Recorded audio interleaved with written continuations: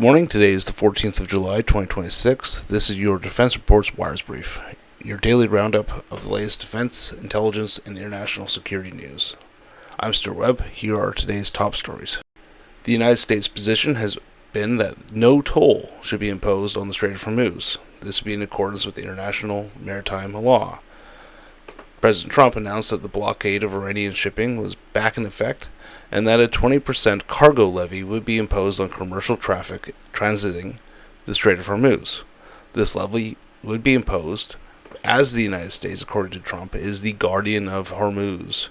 The UN's International Maritime Organization said it was aware of Trump's announcement and was awaiting additional details from the administration.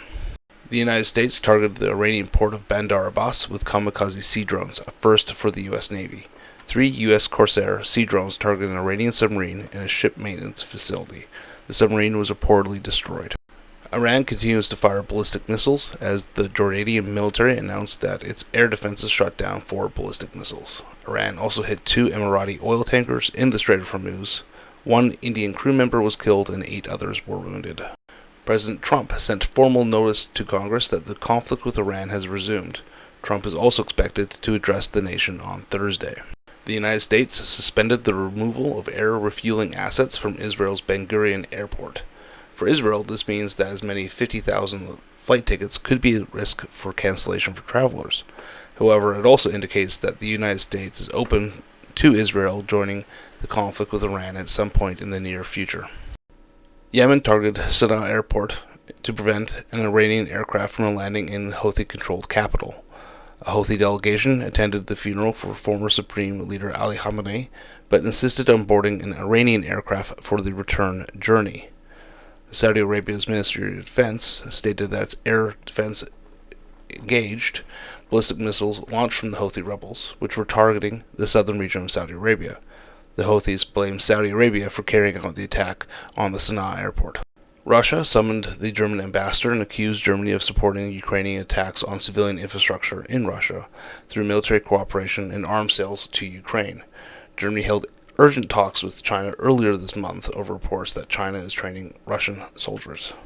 This comes after the European Union and the United Kingdom placed sanctions on Russia over its cyber attack campaign.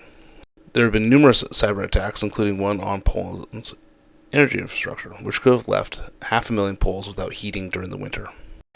France granted Ukraine licenses to produce French-designed cruise missiles, glide bombs, and air defense interceptors. This will include the Aster air defense interceptors and the SCALP long-range air-launched cruise missile. 9 European countries and Ukraine agreed to jointly develop non-offensive anti-ballistic capabilities in Europe. The declaration was signed by Denmark, France, Germany, Italy, the Netherlands, Norway, Spain, Sweden, Ukraine, and the United Kingdom. The joint declaration stated that by bringing together our defense industrial base, our research, and our operational experience, we aim to build a shared anti-ballistic missile capability for Europe. However, this does not mean immediate ballistic missile defense for Ukraine. The European Union banned the purchase and import of Sudanese gold as a measure to curb Sudan's war economy. It also banned the sale and export of mercury and cyanide to Sudan, which is used to mine the precious metal.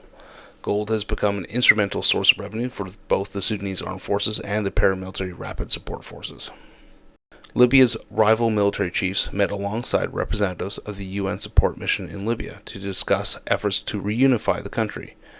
Reunification talks are reportedly started last year when both sides asked Pakistan to help mediate.